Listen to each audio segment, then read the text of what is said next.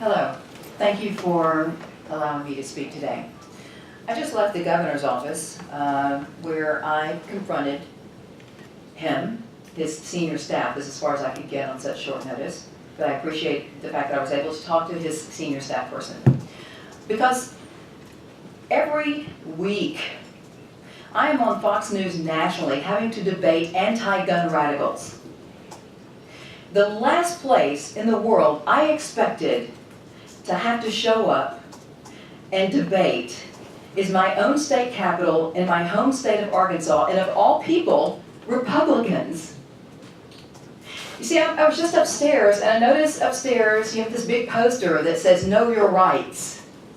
And guess what was at the top? The right to keep and bear arms. And yet here I am, standing before a majority of Republicans, having to beg and plead for you to please not further restrict our right to self-defense, folks. The reason I went to the governor's office is because I've been up here now for 2 weeks, on and off. 2 weeks.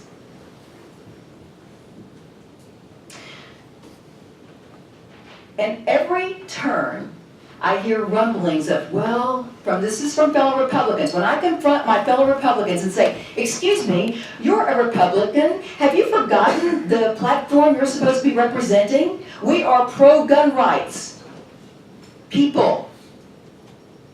And every Republican that I have confronted and said, why? What are you thinking? Why are you doing this? Why are we having to fight you on gun rights? You know what I heard over and over again? Well, the governor. So I went to the governor's office today to ask him point blank, look, sir, if you are anti-gun, if you are anti-Second Amendment, then why don't you just face up to the people and admit it instead of asking your legislators to do your dirty work for you? Because let me tell you something, folks, and I'm going to wrap it up real quickly here. The governor may have your back here, but I think when you have to go back and face the voters, the people who put you in these seats today, you're going to find out that the governor can't vote for them. What has the electorate said about how sick and tired we are in this state of politically correct, political, dirty games? Donald Trump won by a landslide. And let me tell you, even the all-powerful GOP could not save their establishment Republicans who have been doing their dirty work. Donald Trump won. That should speak volumes to you that your electorate is fed up.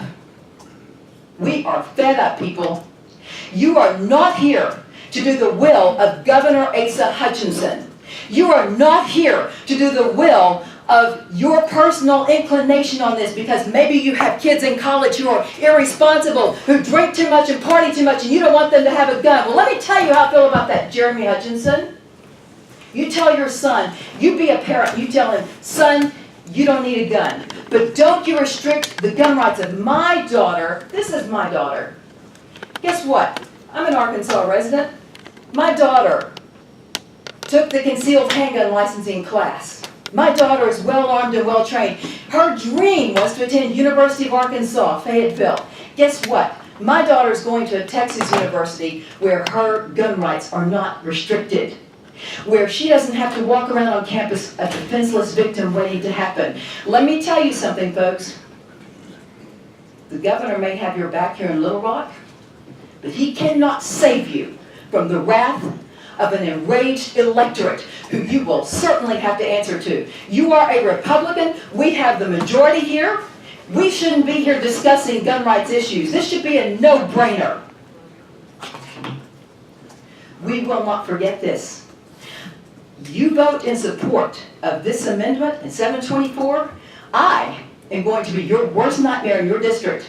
Because I'm going to make sure, we're doing a roll call vote on this today, and I'm going to make sure that your constituents know who voted. Mr. Speaker, what's your point? In support or against this bill. Yes, is threatening the members instead of actually speaking. Oh, no, sir. No, sir. This is not a threat. No, sir. This is not a threat. This is a promise.